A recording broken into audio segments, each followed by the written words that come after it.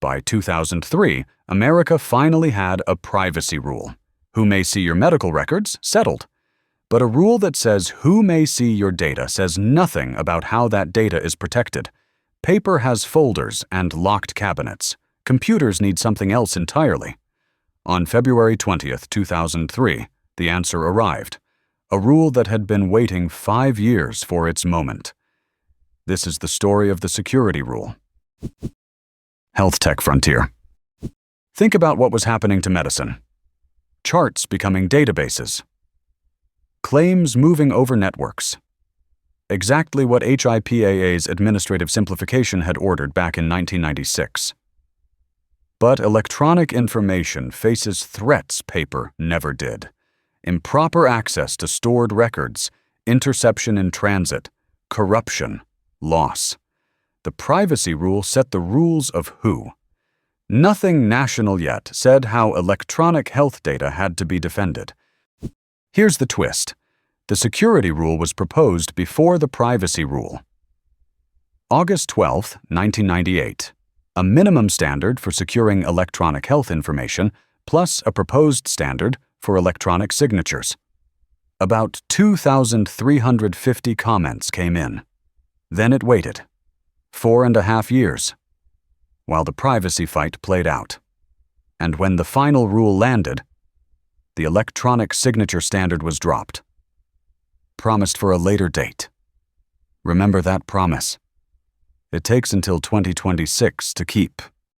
February 20th, 2003. The security rule is final, effective that April. Its scope is deliberately different from the privacy rule. Electronic protected health information only. The privacy rule covers every form. The security rule armors the digital one. And its mission statement is 3 words security professionals still live by. Confidentiality, only the right people see it. Integrity, nobody alters it. Availability, it's there when your doctor needs it. The defenses come in 3 layers. Administrative safeguards, the human layer, a security official, policies, workforce training, and a risk analysis. Physical safeguards, the tangible layer, facility access, workstation rules, what happens to old devices and media.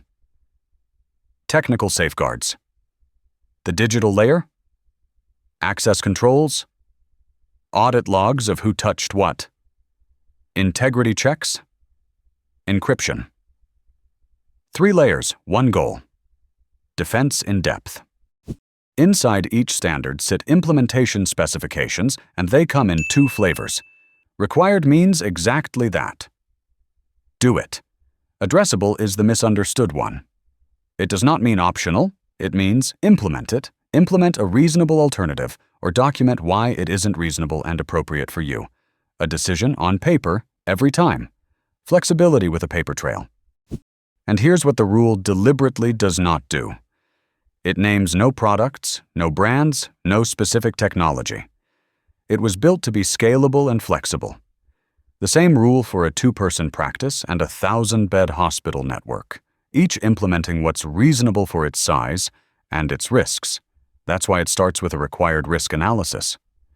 Know your own environment first, then defend it. Covered entities got 2 years, compliance by April 20th, 2005, small health plans, 1 year more. By that date, every practice needed its risk analysis on file, its people trained, its access controlled, its audit logs running. The gate for electronic health information was built, and it was law. Confidentiality, integrity, availability. The framework was in place, and it's still the backbone of health data security today. But remember the penalties behind it. Still the 1996 originals, $100 a violation. Rules without consequences bend. It would take 6 more years and a law inside a financial crisis to give this gate its teeth. That's the next full story. High tech. Subscribe so you don't miss it. This has been Health Tech Frontier. Subscribe for the next chapter.